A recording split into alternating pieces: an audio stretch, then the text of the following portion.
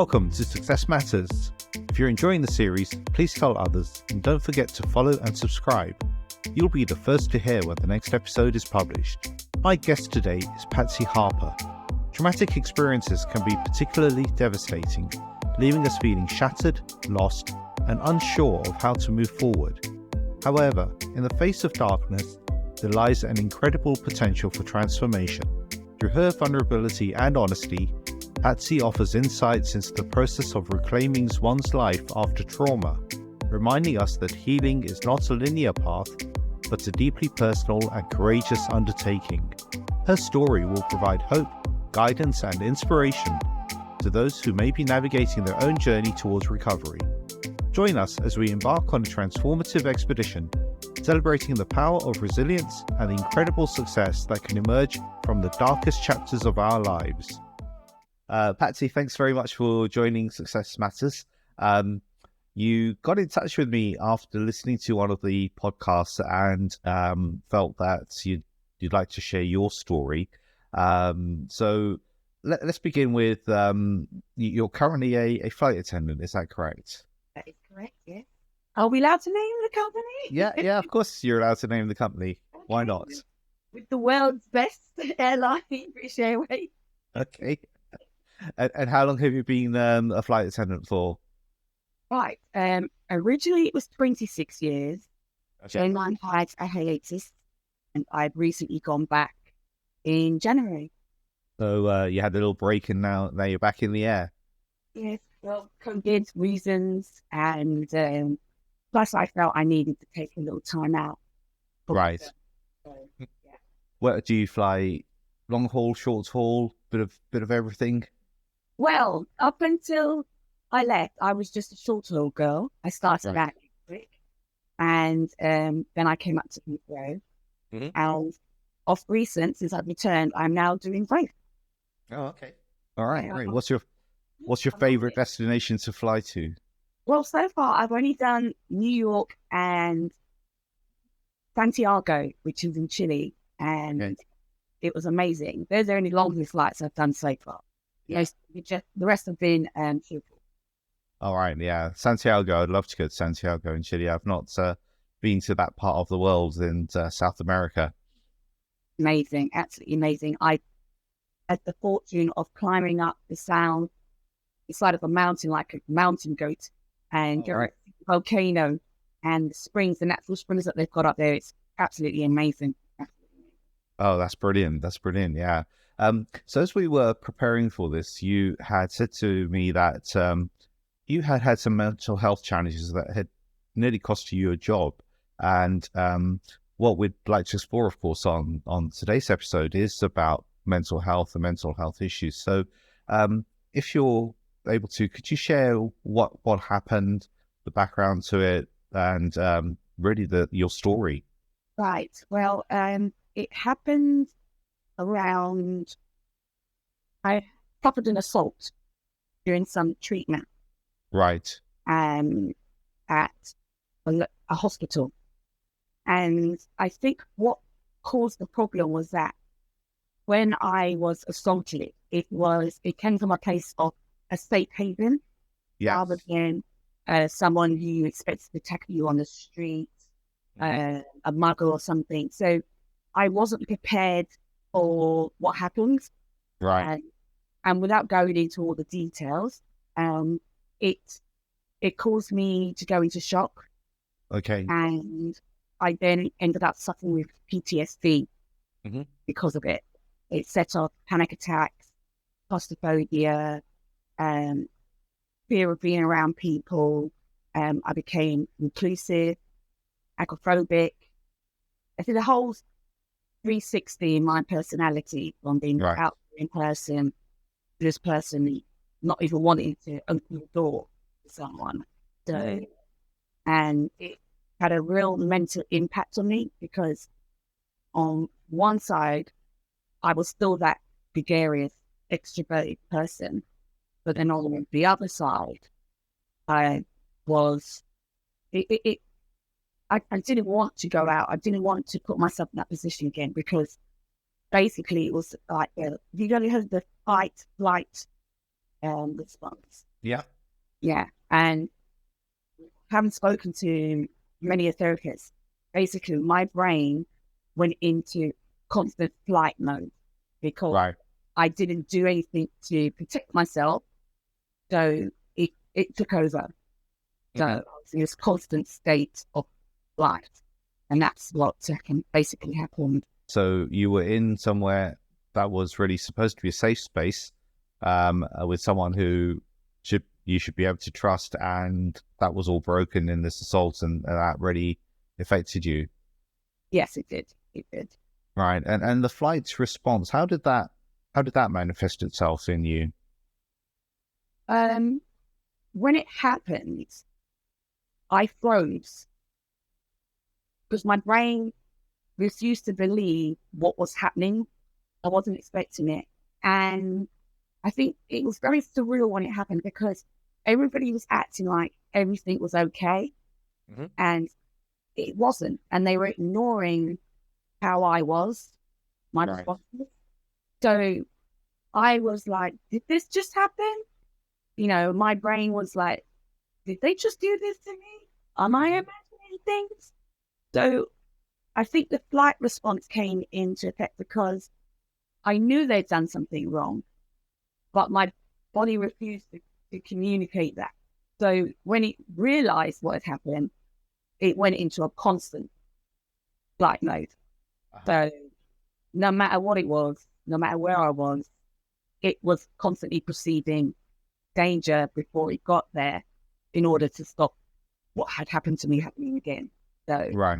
So your subconscious was trying to protect you all the time from something that might or might not happen, but because of that experience, you were on permanent alert. yes, basically, yeah. Right. Okay. And so you said it affected, whilst you were still the gregarious person, it stopped you being the gregarious person. So does that mean you just couldn't step out the front door? What actually can happen to you? Well, when it happened initially, I didn't even realize I was going through it. It wasn't until um, I was trying to return back to work because I had an operation which stopped me from going into work. Yeah. It was better, and I tried to step out of the door. I started feeling that it's really hard to explain. But if you've ever seen the movie when everything goes in and out, like you're in a long tunnel, it suddenly gets really long, Yeah. and then feel like you're surreal and that you're in this world and everything was discombobulated. Uh-huh. I went into Tesco and it just felt like everybody was coming at me. The noises were amplified, the laughs were extra. Right. I started to feel paranoid that people were following me. And I found myself hiding behind pillars and the aisles, and everyone just seems to be coming at me. And then I started to panic. My heart started to beat hard. And I ran out of the store crying, just wanting to get to my car. And at that point, when I got in, I thought I was going to have a heart attack. I realized that something had gone wrong. Now, because I'm training with British Airways, I recognized that I'd gone into a panic attack. It was at that point I contacted my GP. I went and saw her, and she explained to me what had happened. And then it was a very long road from there to try and counteract the effects of the assault did, get me back to work because I couldn't be around people. I was just going to be around people.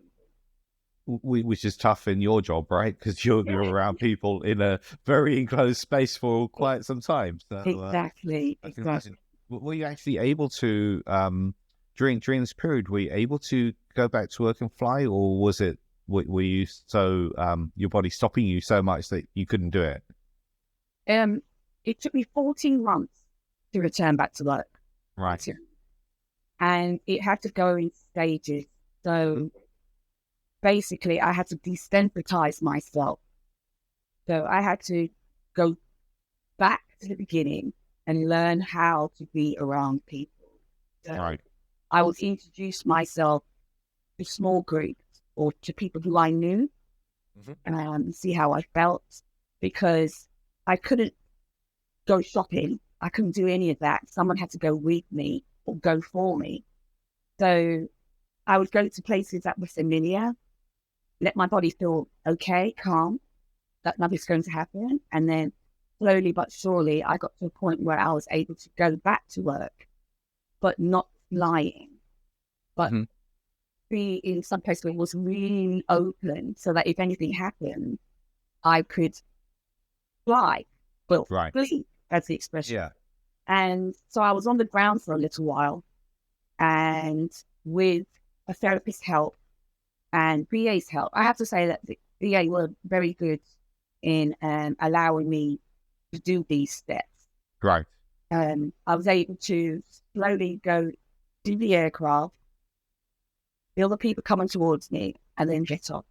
And slowly, little bit by little bit, I kept on doing that to the point where I was able to be enclosed in the space, not to perceive any danger. Then I did a fear of flying course where a psychiatrist, again at the behest of the VA, the psychiatrist explained to me what was happening with regards to my brain and how I was thinking, because I knew I was being irrational, because it's like having two people.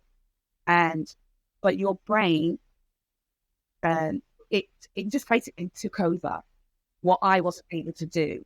So once I understood why I was doing it, I was able to have coping mechanisms, which eventually helped me get back. And as you were going through this, did you worry that it was something much deeper than, I'm assuming this was kind of diagnosed as a form of anxiety or so. Did you worry that you were changing as a person, and that it was something like, I don't know, born, or better way of putting it, sort of schizophrenia or something of that nature? I actually at one point thought I was bipolar. Right. I actually did think there was something on a deeper level. What it did highlight was that I had been suffering with anxiety for a very long time, that I just hadn't realized it. I don't know whether in your culture, but in our culture, especially, West Indian, Caribbean people, mental health wasn't even a question. It wasn't a subject. It was taboo. You basically had to pick yourself up and get on with things. You didn't have time to wallow in self-pity. You just had to continue striving. And I think that for a very long time, I've been ignoring my issues. Right. Then it turns out from my childhood and family things, by saying there's always someone worse off than myself. That was my mentality, to bury it, ignore it. But unfortunately, when the assault happened, it was like taking a cap off a fizzy bottle, and everything just came through. So I had to deal with not only the assault, but everything else I'd been suppressing for all those years. Right. It was a battle. It was a long battle. And you said it took 14 months to recover from this. What sort of treatment did you have? Was it counselling and psychiatric help? Yeah, I had CBT. Okay. It's called tapping, where I can't explain it, but it's supposed to take your brain out of that state. And once you can control your breathing and the way your mind was thinking, you were able to then control you basically, because you took back control, because your brain wasn't allowing you to do it because it didn't trust you. So that was hard, trying to reconcile myself, because I felt like I was two different people. Yeah. And that's where I started thinking, well, maybe I'm schizophrenic as well, because there's bipolar, the schizophrenia. But it was just basically just reuniting myself and making myself whole again, and stop this fighting being for control within inside of me. So the therapy was helping you to be more conscious of things like when your breathing is getting accelerated, or your posture is such that you're kind of feeling down, and changing that and being conscious of those cues that then change you. Is that a fair kind of summary of how it works? Yes. But, like, for example, if you know how a car works and it breaks down, you can fix it, can't Yeah. you? So it's just basically knowing the inner workings of your body, your mind, being able to control it. So Okay. on it sounds simple, but it wasn't that simple because there was other things going on, the depression, the anxiety. I had help with medication for it, Yeah. and it's it's still an ongoing process because you never, but it's not something you just recover from. It's something you deal with on a daily basis. Mm-hmm. But it's just learning to manage anything like diabetes or you've got any other illness.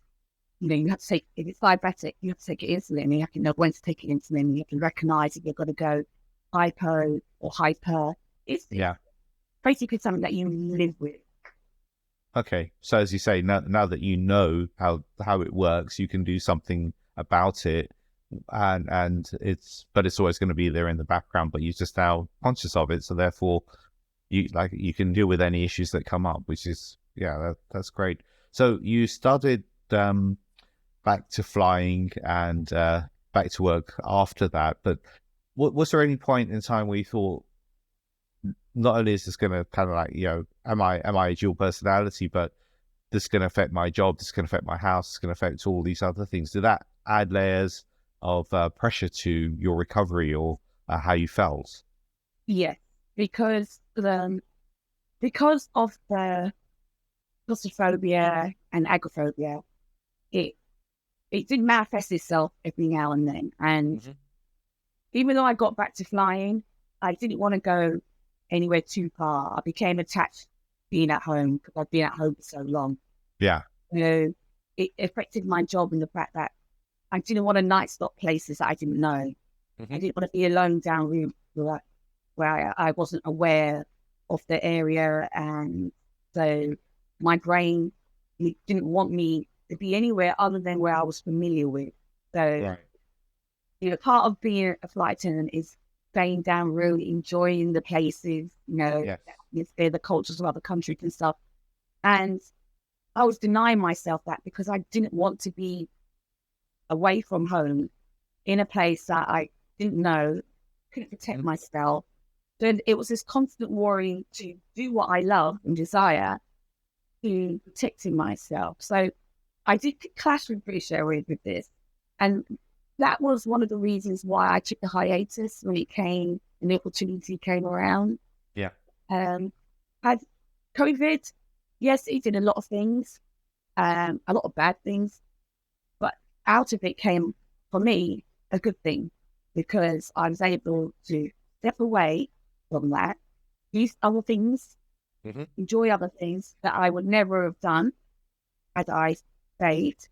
And when I came back, it was like a reborn and reunion. I got rid of all those old demons, Right. and I'm now enjoying being away, discovering new things, and from a healthier perspective. And so, yeah, it may have been detrimental, but in the same breath, it was a good thing that happened because now I'm living my best life, as they say. Yeah. Yeah. Yeah. So it was an opportunity to almost pivot from where you were to something different and to be someone different. Yeah. Yeah. Okay. Yeah. Because I was going to ask what you said, that you liked to spend time close to home, as it were. So therefore, you were only doing those flights that you were familiar with. Home felt safe. So when the COVID lockdown came and you were then stuck at home, how did that affect your mental health? Actually, I wasn't stuck at home. I Okay. volunteered to work All right. because the reason a lot of people are going to say, why would you want to work during the COVID? I mean, everybody wanted to be at home. But because of my mental state and being stuck at home would have caused more problems in the long run. Because I find that when I was going through what I was going through, I became very introverted and stayed in, wouldn't go out. And then the agoraphobia started to creep back in again. The claustrophobia started to creep back in again. Right. So I volunteered to stay working so that that wouldn't happen.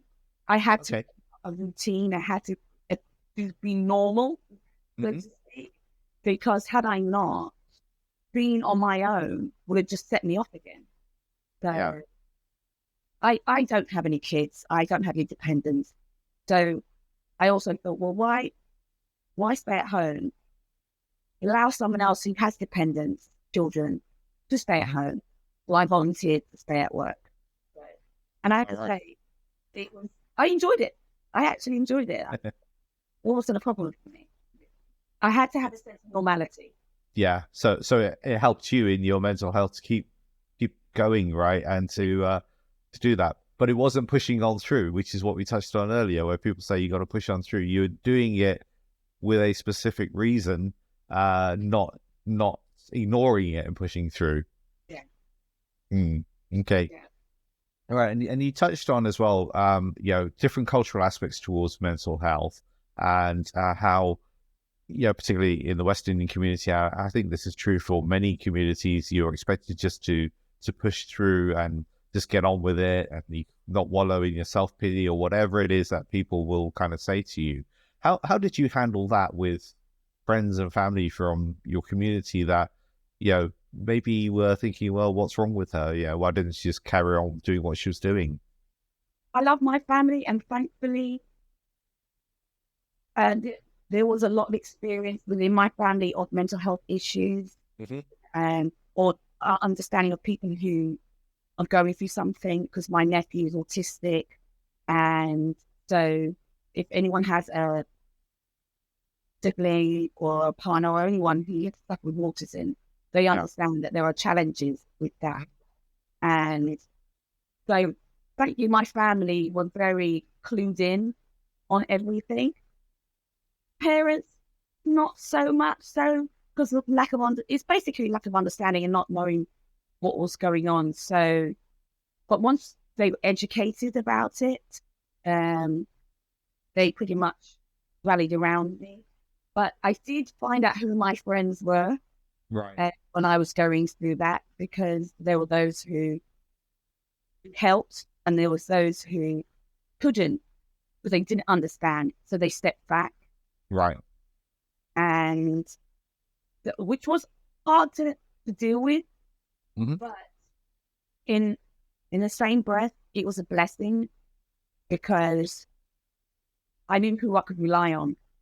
Yeah.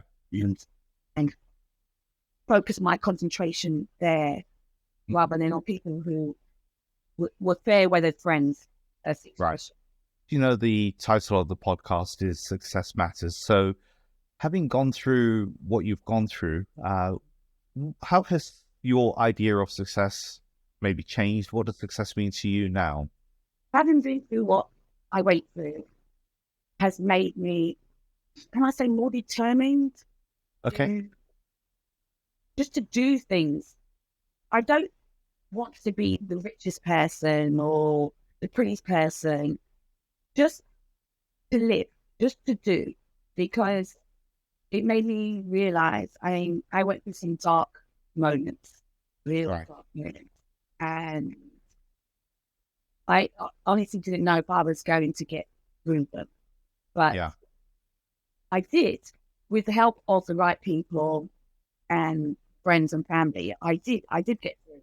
So can I say I feel like I'm a survivor? So,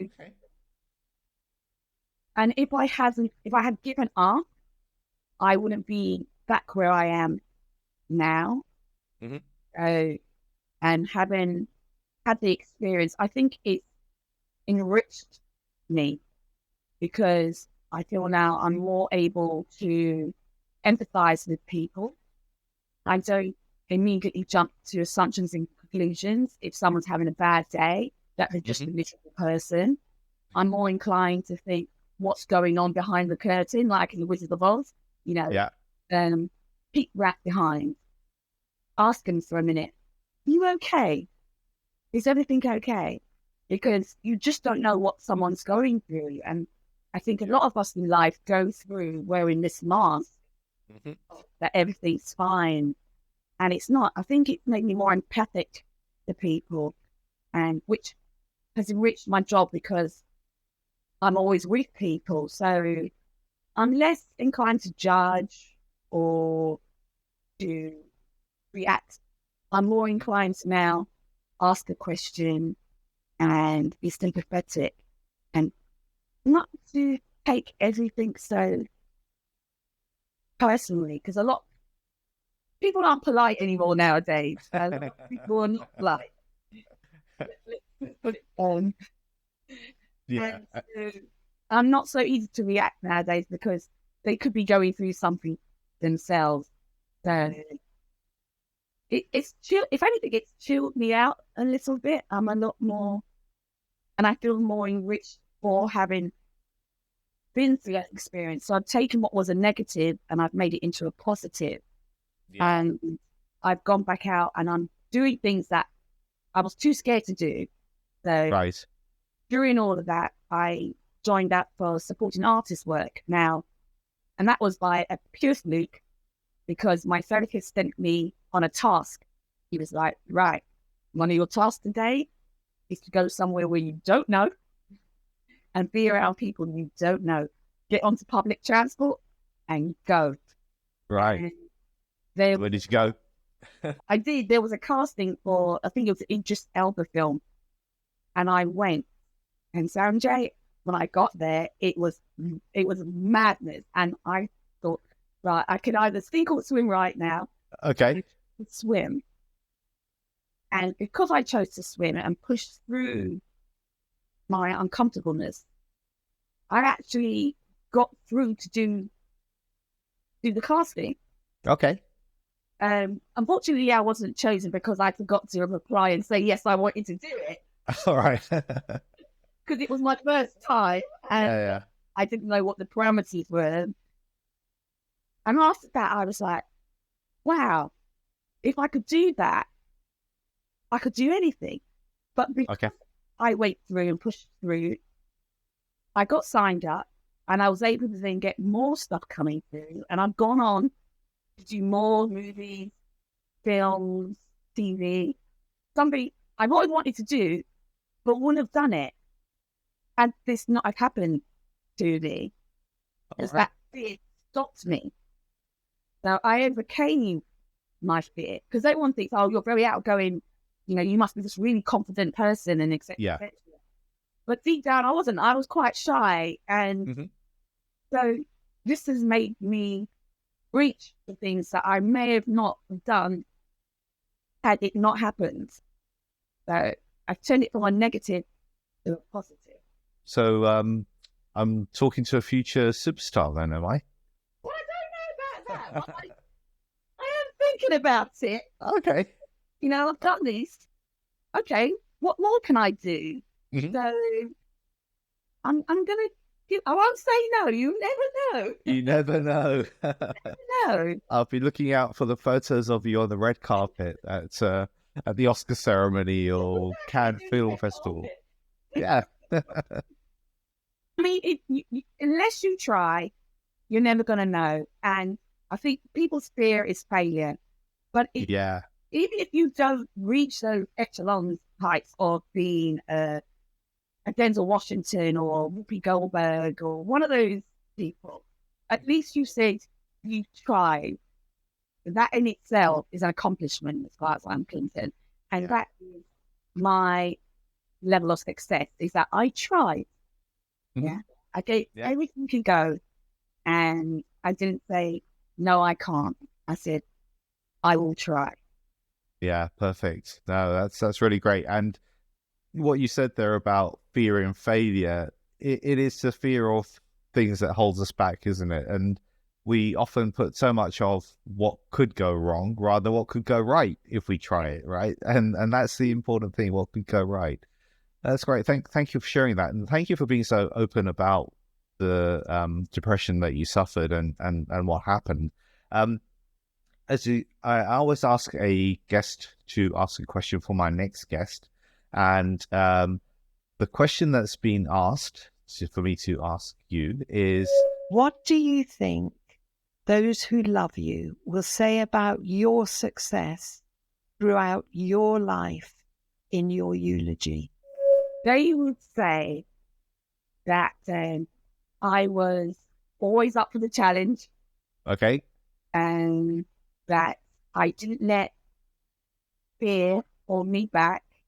Mm-hmm. And I was quite a gung-ho person. And if someone said, I dare you, she did it. Because I didn't let what other people's opinions or thoughts of me matter. It's what I thought of me that mattered. Mm-hmm. So if there was a challenge, I'll give it a go. That's cool. Yeah, I'll give it a go. And that goes back to your living life to the full now, having come out the other side of this. That's great. And do you have a question for my next guest? What matters more, success or peace of mind? Because some people will say being successful brings you a peace of mind, but when you look at these actors and everybody who has loads of money and stuff, there's not always a peace of mind. So they have so many things going on still. So what matters more, success or peace of mind? Yeah, that's a great question. And I'm assuming you will say peace of mind in answer to the question. based on our discussion. If I'd said it was the other way around, I'd be like, oh, I've got it wrong. No, having been through what I went through, because when I lost my dog, when I left, I was earning a certain amount of money, and that's what I thought mattered. That's what I thought I needed. But with the COVID and then leaving and everything, I learned that my peace of mind was better. We all live above our means sometimes, and what we think matters doesn't. And I had to learn to live on a budget, and I have. And yet I'm doing so much more and I'm earning so much less. Right. So for me, peace of mind matters more than the success. Yeah, and in relation to living beyond our means, I think that applies as much to our stress levels and mental health, doesn't it? That we often live way above what our body really wants us to do, and therefore it can come back to bite us, down the years, or burnout and all that sort of thing happens. Yes, it's just about, I've learned not to sweat the small stuff, because that's what causes the anxiety, and your body produces a hormone called cortisol, and that is detrimental to you. That can make you sick. If you're in that constant state all the time, it has a detrimental effect on your body and your organs and everything. So I've learned to let things go that you have no control over. Don't over worry. Don't let intrusive thoughts stop you, and relax. Breathing exercises help tremendously, and the worst doesn't always not gonna happen. So stop worrying about what the outcome could possibly be, and just live in the moment. Yeah, the here and now. Then what could be. That's really great statement. And I'm often reminded of like you had your cat in the background earlier, and my dog. Our pets live in the moment, don't they? They don't worry about tomorrow or what's going to be. They live in that moment in time, and they live life to the full in many respects. So there's that piece around us being humans, because we can think more deeply. We tend to overthink things rather than, as you say, just live in that moment. It's funny you should mention Cookie. My friend actually gave me her as a kitten, because when I was going through the worst of the depression, it gave me something else. But she said, you need something else to focus on rather than yourself, because I was just going like a going around. So when she gave me the kitten, it snapped me out, because it was something that needed my help and attention. And it was part of my therapy to refocus my train of thought the well-being of someone else. And I have to say, it was monumental in helping me in my recovery. Yeah, so Cookie's now a 100% member of your family then. Definitely. Yeah. Couldn't be without her. It's my fur baby. That's cool. So we're at the top of our time now, Patsy. So thank you very much for sharing your story. And I know it takes a lot of courage to be so open and vulnerable in sharing the story that you've been through. So thanks very much for that. If people want to get in touch with you, or if there's if someone's going through something similar and they're looking for some advice or guidance, could they get in touch with you, or are there particular resources that we should point them to? I always say there's loads of charities and organisations out there that will help you. Your GP is I always say, your first point of call. Yeah. I had a lovely GP, Dr. Khan, and she helped me tremendously. She never stopped me from thinking what was happening to me. She recognised it and she helped. And it was because of her that I got the help that I needed straight away, because there is a long waiting list to see a counsellor and a therapist. Right. So for me, if you can, and it's within your means, don't necessarily wait for the NHS to help you. Think it for yourself. There are there's one called Mind, brilliant organisation. And the Samaritans can always help you and get you to where you need to go. Even your Citizen Advice Bureau can help you with charities and organisations that can help you with your mental health. A lot of good experience with my CAB. And or even Google. Google. The internet, it's all out there, and